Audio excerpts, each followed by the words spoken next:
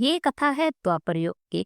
धर्मराज युधिष्ठिर बोले, हे भगवान, आपने माघ के कृष्ण पक्ष की पटतिला एकादशी का अत्यंत सुंदर वर्णन किया है। आप स्वदेश, अंडत, उद्गिज और जरायु के चारों प्रकार के जीवों के उत्पन्न, पालन तथा नाश करने वाले हो। अब आप कृपा करके माघ शुक्ल एकादशी का वर्णन कीजिए। इसका नाम क्या है, इसके व्रत की क्या विधि है और इससे कौन से देवता का पूजन किया जाता है। भगवान श्री कृष्ण कहने लगे, हे राजन, एकादशी का नाम जया एकादशी है।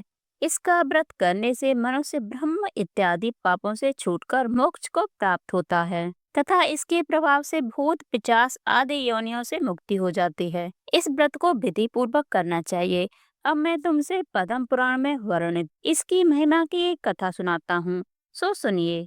देवराज इंद्र स्वर्ग में राज करते थे और अन्य सभी देवगण सुख पूर्वक स्वर्ग में रहते थे।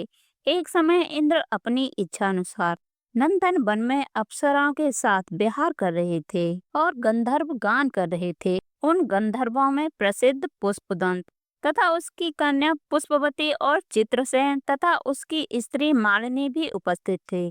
साथ ही मालिनी का पुत्र पुष्पवान और उसका पुत्र माल्यवान भी उपस्थित थे।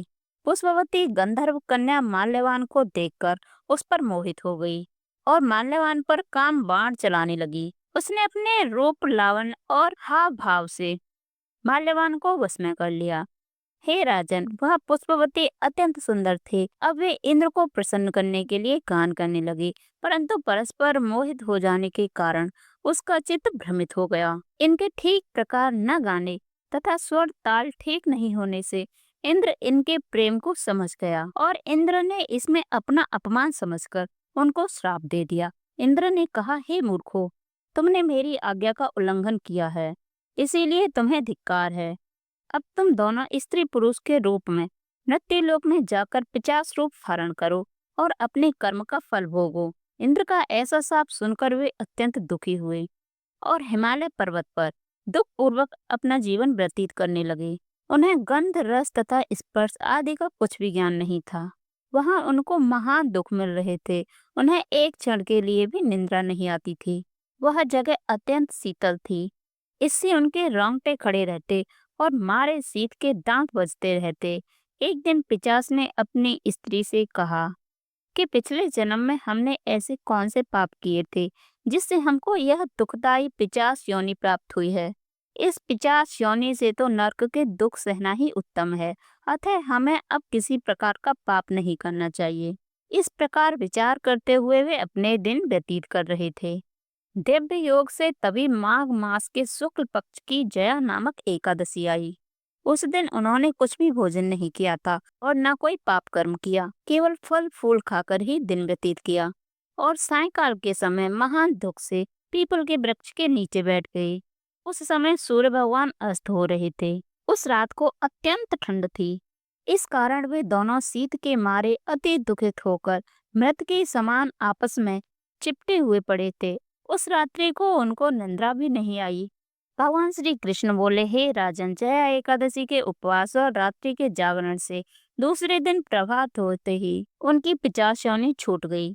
अत्यंत सुंदर गंधर्व और अप्सरा की देह धारण कर सुंदर वस्त्राभूषण से अलंकृत होकर उन्होंने स्वर्गलोक को प्रस्थान किया। उस समय आकाश में देवता उनकी स्तुति करते हुए पुष्प वर्षा करने लगे। स्वर्गलोक में जाकर इन दोनों ने देवराज इंद्र को प्रणाम किया। इंद्र उनको पहले स्वरूप में देखकर अत्यंत आश्चर्यचकित हुए और पूछने लगे कि तुमने अपने पिशाच योनि से किस तरह छुटकारा पाया, सो सब बताओ। माल्यवान बोले कि हे इंद्रदेव, भगवान विष्णु की कृपा से जया एकादशी के व्रत के प्रभाव से ही हमारी पिशाच देह छूटी है। तब इंद्र बोले कि हे माल्यवान, भगवान की कृपा से एकादशी का व्रत करने से न केवल तुम्हारी पिशाच योनि छूट गई, बल्कि हम लोगों के भी वंदनीय हो गई, क्योंकि विष्णु और शिव के भक्त हम लोगों के वंदनीय हैं। अतः आप धन्य हैं। अब आप पुष्पवती के साथ जाकर विहार करो। श्री कृष्ण कहने लगे, हे राजा युधिष्ठिर, इस जया एकादशी के व्रत से बुरी योनि छूट जाती है। जिस मनुष्य ने इस एकादशी का व्रत किया है उसने मानो सब यज्ञ, जप, दान आदि कर लिए। जो मनुष्य जया एकादशी का व्रत करते हैं वे अवश्य ही 1000 वर्ष तक स्वर्ग में वास करते हैं।